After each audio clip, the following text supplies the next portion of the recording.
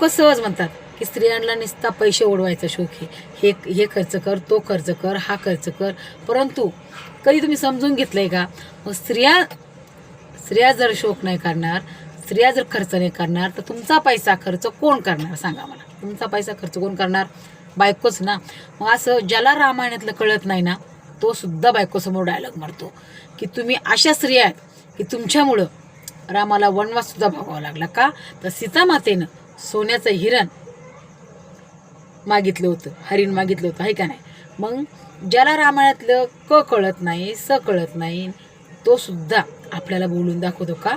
तर सीतामातेनं हरिण मागितलं, तुम्ही तर आम्हाला काय काय मागून भिकारडे करताल, असे सहज कुणाचे ना कुणाचे नवरे म्हणतच असतात. परंतु त्यांना एक कळतंय का? तुमच्याकडे हट्ट नाही करणार तर आणखीन कुणाकडे बरं हट्ट करणार? आणि हट्ट करायचाच झाला तर फक्त हरणाचा केला होती नाही, पण जेव्हा रावणाने तिला लंका देण्याचा सुद्धा प्रयत्न केला, मर्यादा आली ना, ज्यावेळेस मर्यादाची बारी आली त्यावेळेस तिने सोन्याची लंका सुद्धा ठुकरून दिली. म्हणली लंका नको मला. का? मर्यादा कशाला म्हणतात?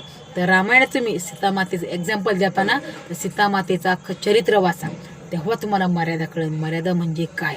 म्हणजे मला तुम्हाला एकच सांगायचं आहे की नवऱ्याकडे हट्टाने स्त्री काही मागू शकते, पण जेव्हा मर्यादा येईल ना त्यावेळेस सोन्याची लंकासुद्धा लाथाडू शकते. हे नक्की तुम्ही विचार करा. आणि लक्षात पण घ्या, जे स्त्रियांना तुच्छ मानतात ना की खर्च करते, मग तुम्ही जसा रामायणातला डायलॉग देता ना, तर मर्यादात सुद्धा डायलॉग द्यायला शिका.